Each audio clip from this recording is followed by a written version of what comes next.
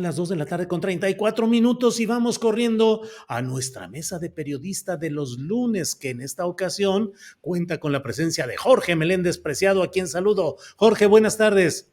Buenas tardes, Julio, Salvador, Adriana y audiencia. Muy bien, gracias. Salvador Frausto, que todavía no se pinta de rojo ni de azul la barba. Bienvenido, buenas tardes. Buenas tardes, Julio. Hola, ¿qué tal, Jorge? Ya mero me voy a pintar. Estoy entre azul y rojo. Pero hace 8 días dijiste que sí, ya, que ya Sí, te habían consultando con sus hijas. Salvador. O sea, no he logrado. Es más difícil negociar con mis hijas que los partidos de la alianza. Eso sí. Jorge Meléndez, hoy el presidente de la República en la conferencia mañanera de prensa habló sobre la izquierda. ¿Hay izquierda todavía en México, Jorge Meléndez? Yo creo que sí. Sí, hay una izquierda dispersa, una izquierda fragmentada. Siempre ha existido esa izquierda bastante fragmentada, pero que hay izquierda. Y hay publicaciones que antes llamábamos parroquiales, porque eran muy pequeñas, muy distribuidas en algunos lugares, discutidas, todo eso, pero sí hay izquierda. Y hay una izquierda que incluso yo creo que está muy de acuerdo con el señor López Obrador, pero también en contra de algunas cosas que él ha hecho.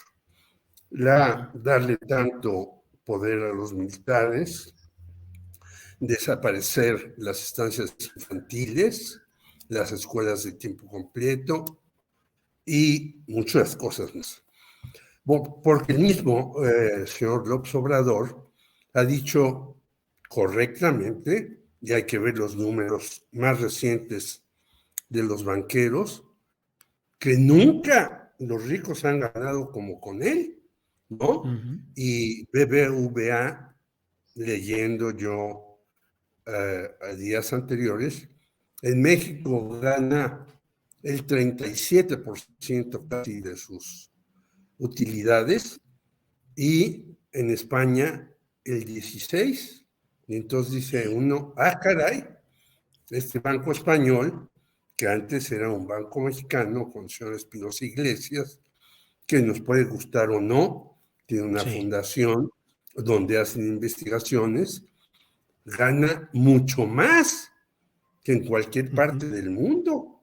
Claro. ¿Cómo es posible que en México un banco de esos españoles gane más que en cualquier parte del mundo? Pues hay un gravísimo problema que debe resolver no solamente el Banco de México y la Secretaría de Hacienda y el SAT, sino todos juntos para que esa lana que se va de México no se vaya, se quede aquí para inversiones. Bien, Jorge. Salvador Frausto acaba de tuitear el reportero que está cubriendo, uno de los reporteros que están cubriendo allá en Nueva York, Jesús García, de La Opinión de Los Ángeles, y dice que el testigo Villarreal dijo que se pagaron 30 millones de pesos mensuales al diario El Universal para que le diera cobertura positiva a García Luna debido a que había información de que tenía nexos con el narco. 25 millones, no 30, 25 millones de pesos mensuales. ¿Cómo vas viendo este tema, este tuit específico y los señalamientos de la defensa de García Luna que no quiere que se abra ese tema de los presuntos sobornos a medios en México, Salvador?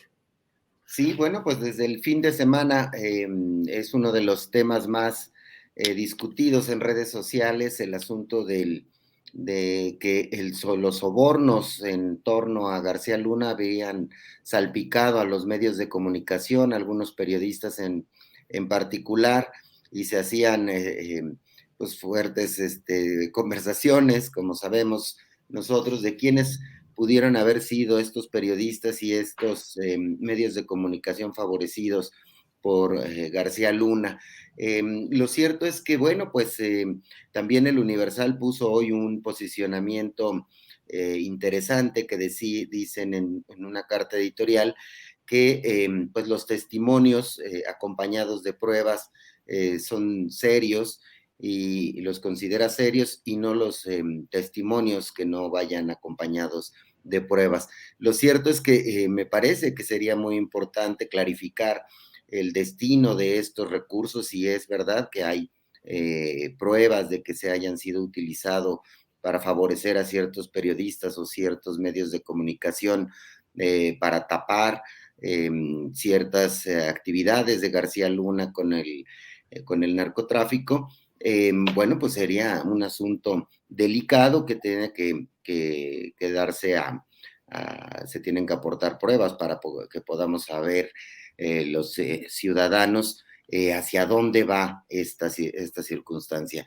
Ahora bien, todo el tema de García Luna ya se politizó muy fuertemente en nuestro país y también en los Estados Unidos, con el asunto de que la defensa está planteando que no se den a conocer estos testimonios, que no se abunde en ese asunto porque podría desviar la atención, argumentan ellos, del caso en sí mismo. Y por otra parte, pues los fiscales de Estados Unidos, quienes acusan a García Luna de estar en actividades relacionadas con el narcotráfico, de que estas pruebas podrían aportar para prefigurar a un mafioso, ampón, que salpicó por doquier, es decir, un García Luna que habría alcanzado a políticos, a empresarios, a jerarcas de sindicatos, de otras áreas, incluidos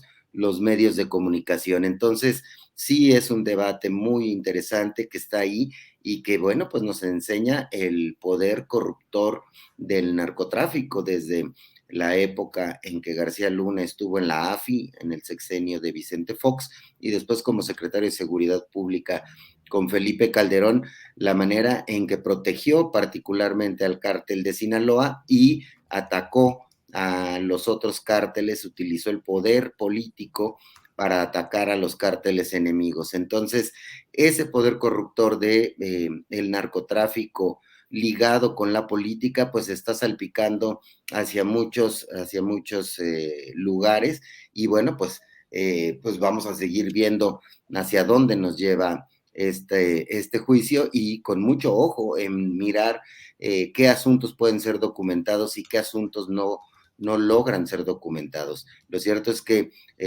la ola de testimonios prefiguran a un personaje mafioso que lo corrompió y lo contaminó todo a su paso, Julio.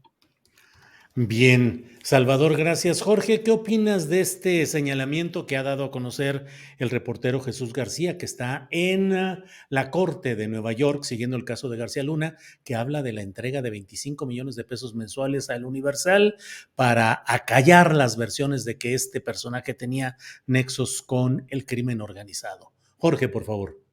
Bueno, pues hemos visto que siguen defendiendo a García Luna algunos personajes, entre ellos, tú ya los decías hace rato, Raimundo Riva Palacio, Carlos Marín, Carlos Loret, de cierta manera lo defienden, ¿no?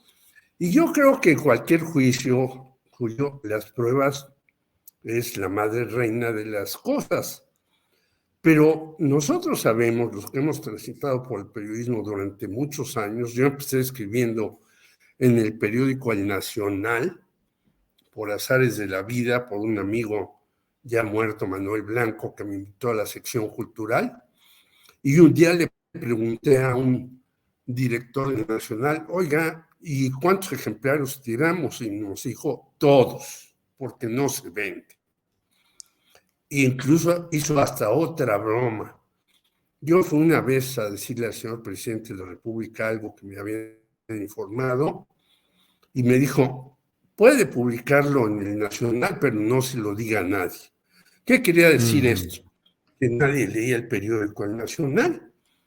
Yo creo que sí lo leían por ahí algunas personas que lo tenían a la mano, pero los periódicos han vivido, aparte de el subsidio gubernamental, aparte de la extorsión, aparte le pego para que me paguen, también de este tipo de cuestiones cuando el narcotráfico, como decía antes Francisco Cruz, inundó el país.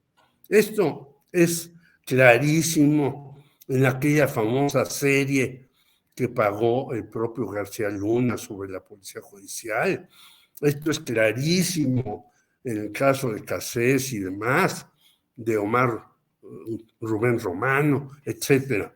Yo creo que hay edificios como el del Universal que se hicieron con mucho dinero, no por la venta del periódico, sino de muchos lados llegaba dinero para hacer ese edificio, que ahora, yo hace muchos años que no voy por ahí, pero yo trabajé en el Universal en 2 periodos y después en algún momento fui y hay pisos vacíos del Universal.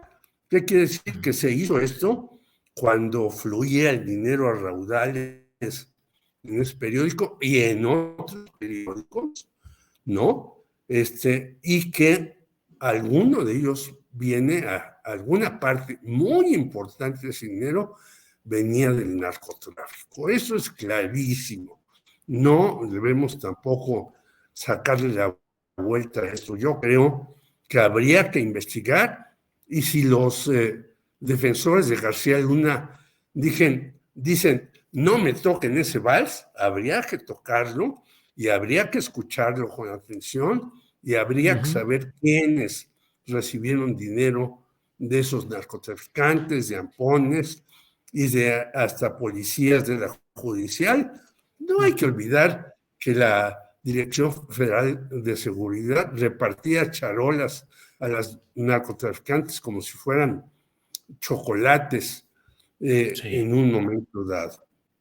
Sí, bien, bien, Jorge. Salvador Frausto, ¿cómo ves lo que sucedió ayer domingo en Querétaro, donde hubo discursos pues muy claros y muy directos de Santiago Krill y de la ministra Norma Piña sobre todo, y también una respuesta clara, directa, creo yo, del propio presidente López Obrador? ¿Cómo ves esa confrontación de puntos de vista, de proyectos de nación, Salvador?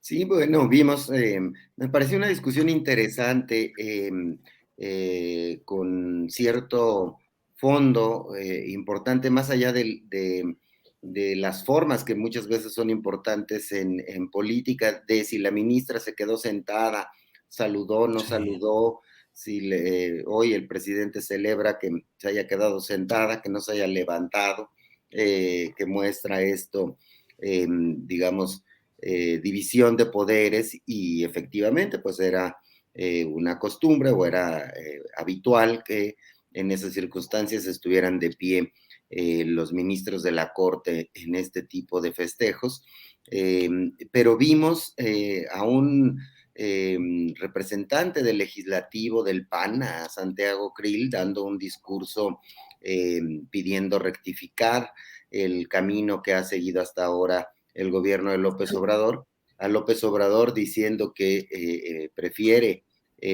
hacer todavía mayores ajustes a la Constitución para quitarle esos sesgos neoliberales que él ve que han impregnado a la Constitución en los últimos años, y a la ministra Piña, pues planteando todo el asunto de la división de poderes y que se respete a los jueces. A mí me recordó ese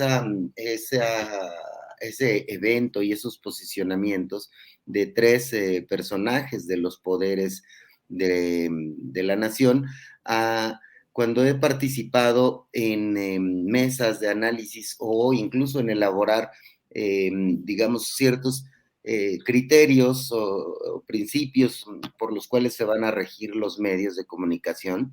Recuerdo particularmente en el que colaboré con MX en esta última etapa, en el que planteábamos en una discusión interna de periodistas que la crítica debería ser a los poderes, no al poder, que llevamos durante muchos años pensando que las críticas al poder se centran hacia el poder presidencial. Sin embargo, la crítica ejercida desde el periodismo y desde la ciudadanía debe abarcar los distintos poderes. Y un ejercicio como el de ayer, en el que vemos que cierto sector de la ciudadanía critica a la ministra Piña, otro sector critica al legislador del PAN, a Santiago Krill, otros a López Obrador, el presidente, pues estamos viendo que se están criticando ahí a los tres poderes de la Unión, y veía que escribe Sabina Berman un poco también sobre este asunto recientemente, en el cual, pues bueno, pues hacia dónde debemos dirigir la crítica en un país democrático, pues hacia los distintos poderes, y esos son los poderes formales, el legislativo, el ejecutivo y el judicial, que estuvieron representados en el evento de este fin de semana, de este domingo. Pero también hay otros muchos poderes, los poderes mediáticos, los de los sindicatos, las iglesias. Entonces, lo más sano en democracia es que abramos la mente hacia dirigir nuestra observación crítica hacia los distintos poderes. Y esta oportunidad que nos dio el festejo por la Constitución, lo pudimos ver ahí, y pudimos ver pues una democracia en la cual hay tres posiciones muy distintas de los tres poderes, y que la gente simpatiza o no con unas u otras posiciones. Entonces, me parece muy sano para la democracia que se ejerzan ese tipo de espacios, y que pues nos muestran una división de poderes real, que ahí estuvo a la vista de todos, y que se ha conducido esta discusión por carriles bastante interesantes y bastante serios, me parece, Julio. Bien, gracias, Salvador. Pues sí, todo lo que está moviéndose en este terreno. Jorge Meléndez, ¿qué opinas de la confrontación en el terreno institucional, en el Teatro de la República de Querétaro? Pues de las dos visiones de nación que se tienen. Por un lado, el gobernador panista Curi, el diputado panista Krill y la ministra Piña, y por otro lado, el propio presidente López Obrador. ¿Qué opinas, Jorge? Bueno, el gobernador Curi creo que fue muy sensato, tuvo críticas y luego elogios al presidente de la República. El señor Santiago Krill, pues yo no sé en qué mundo vive. Él, cuando fue secretario de Gobernación, hizo tropelía y media, 230 casinos a estos señores que se anuncian ahora en todos los deportes. Dejó pasar muchísimas cosas como secretario de Gobernación, y lo único que le interesa es querer ser presidente. Ahora habla de la división de poderes, algo que él no hizo cuando fue secretario de Gobernación. La señora Norma Piña, que se pare, que no se pare, que aplauda, que no aplauda, dice: los jueces deben de tener garantía de imparcialidad. Bueno, yo le recuerdo que el juez Teodulo Pacheco exoneró o quería exonerar a un exdiputado priista, Juan Antonio Vera, que mandó rociar de ácido a María Elena Ríos.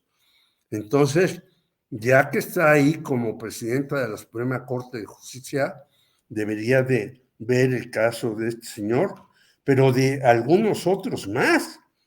También de un juez, Víctor Jorge Luis Velasco, quien liberó a los acusados de la desaparición de Zaira Leticia Morales de Oaxaca, y una larga lista que tiene en sus manos en donde no hay imparcialidad de los jueces.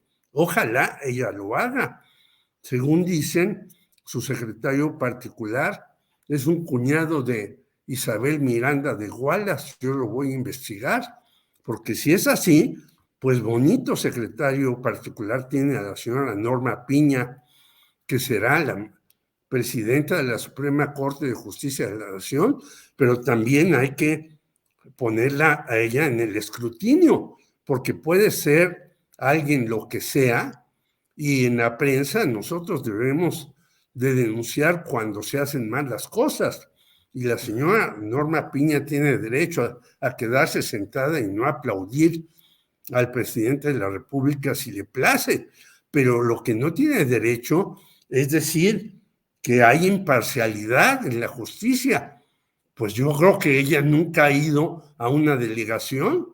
A mí sí me han metido por de jugar fútbol de chico, por ejemplo, y nos metían al bote, o por tirar agua antes, en los días que no, después no se debía tirar, y por muchas otras cosas más.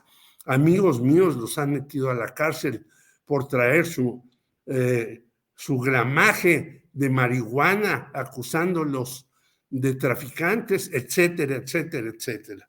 Sería larguísimo lo que yo podría decirle a la señora Norma Piña. Ponga atención en los jueces, señora Norma Piña. No se trata de que le haga cortesías al presidente, sino que haga su trabajo. Y si no lo hace, pues también estaremos vigilando para que lo haga. Y si ella encuentra en alguno de nosotros alguna actitud sancionable, que nos sancione, porque para eso está. Y el señor Krill, ya mejor ni hablar, porque él ha sido el mentor de Roberto Gil Suárez y de muchos impresentables, como tú decías, antes se podía uno hasta pelear con Carlos Castillo Peraza. Yo lo entrevisté para Radio Educación cuando fue candidato a la jefatura del Distrito Federal y no teníamos coincidencias, pero era un hombre respetable. ¿Y qué nos dijo al final del señor Felipe Calderón? Pues lo que es el señor Felipe Calderón ahora, que quiere ser español más que mexicano. Bien, Jorge.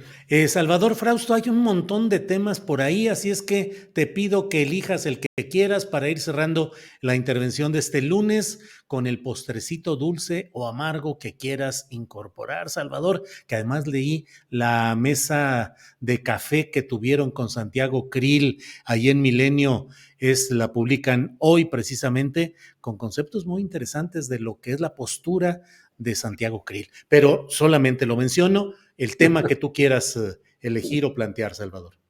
Claro, sí, bueno, pues me parece a mí interesante que se va prefigurando en la oposición, entre más avanza el tiempo, sus candidatos, aunque frágiles en las encuestas, aunque con muy poco arrastre popular, me parece que ya se van configurando quiénes serán los aspirantes por parte de la Alianza Va por México para intentar buscar una candidatura presidencial.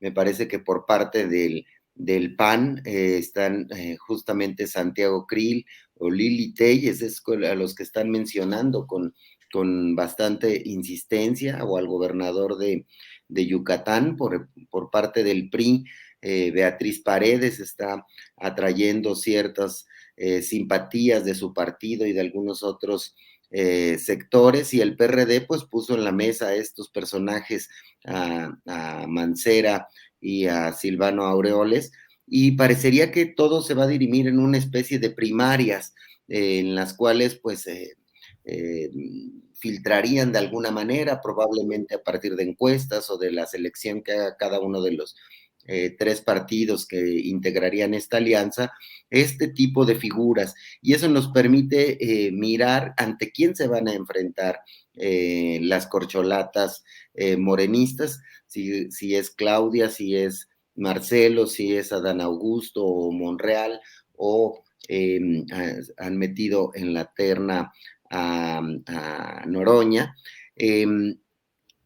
Ahí tenemos la disputa. Estos personajes que mencioné de la oposición, platicando con gente de la oposición, sí los ven como con ciertas posibilidades de atraer el voto de los inconformes con el gobierno del presidente López Obrador, del mismo modo que en el polo de Morena ven con fuerza a sus aspirantes. Y uno de los asuntos interesantes que dijo Santiago Krill en la mesa que tuvo con periodistas de Milenio es que ellos no estarían viendo bien adoptar a una corcholata derrotada a una corcholata perdedora en sus filas. Bueno, pues ya veremos qué pasa de aquí a agosto, septiembre, por allá, por esas fechas, estaremos ya teniendo algunas definiciones, a más tardar en noviembre, y pues me parece que la caballada de la oposición es bastante flaca y que hay mucho trabajo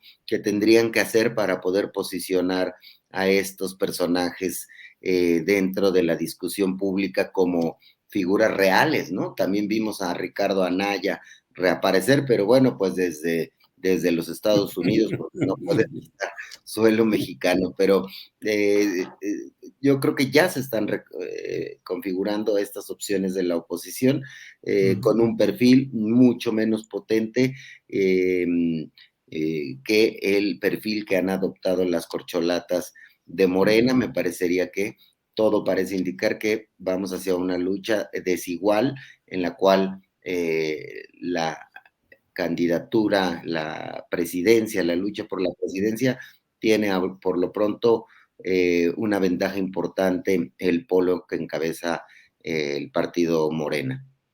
Bien, gracias, Salvador. Iniciamos esta mesa con Jorge Meléndez, así es que en estricto sentido ya aquí podíamos irle poniendo punto final, pero le toca a Jorge que nos comparta un postrecito de lo que desee agregar. Por favor, Jorge. Bueno, yo creo que, como dice Salvador, la caballada no solamente está flaca, como decía el pícaro de Rubén Figueroa, sino es cuálida. Tanto que el señor Jesús Silva Herzog Márquez hoy dice, ya, basta de análisis y de decir, hay que tener a alguien que salga adelante.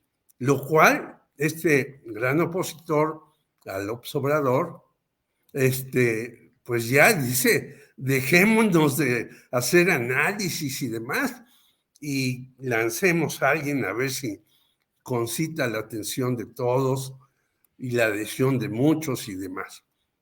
Pero pues le contesta a Mauricio Merino en el famoso Universal hoy, que vi esta caricatura de Hernández que me llamó mucho la atención que pusiste, y dice, no, estamos haciendo un análisis muy cuidadoso, muy concienzudo de lo que debe ser el país. O sea, que entre ellos hay un desastre. Y luego el señor Zambrano, el cual tiene broncas terribles, pues lanza a estas dos corcholatas que están más devaluadas. Mancera ni siquiera es del PRD, lo ha insistido. Silvano Aureoles llevaba su banquito por varias partes, no solamente de la República, sino de Estados Unidos, y nadie le hacía caso.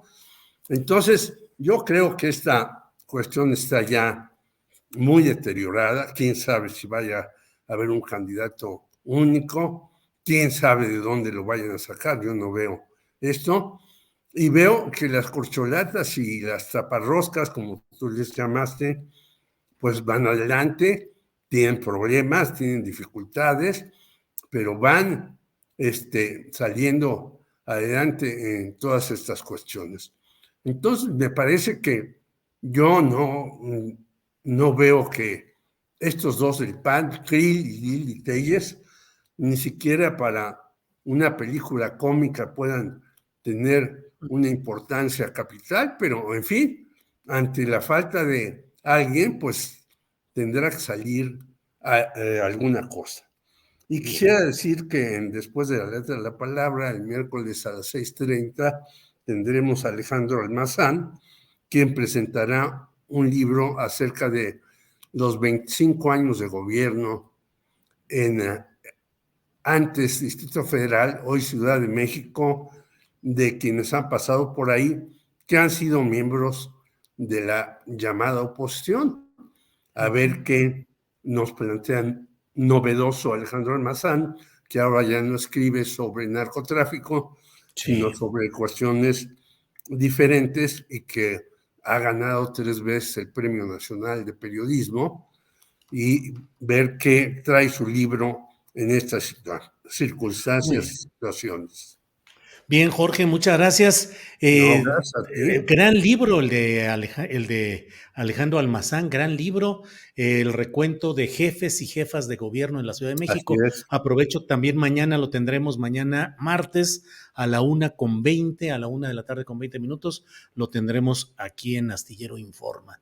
Salvador, ya nos vamos. Y sigue la encuesta, el sondeo de qué color quiere usted que se pinte la barba, don Salvador Frausto, de azul, de rojo o de qué color. ¿Son los únicos azul y rojo, las únicas posibilidades cromáticas, Salvador? Son las finalistas, Julio, ya Las estamos finalistas. en las semifinales, Ajá. ya nada más quedan esas dos opciones. Bueno, Pues sí, pues pero estaremos. un jurado, como dices, muy difícil de Sí, pues convencer o de imagínate. resolver. Cuando entra uno a ese tipo de jurados, pues son los Eh, más complicados del mundo. el Yo te morado entiendo muy se quedó bien. a una rayita, el Yo morado. A te una entiendo rayita. muy bien. Y que Salvador, muchas gracias por todo. espero. Hasta Gracias, pronto. buena semana para todos.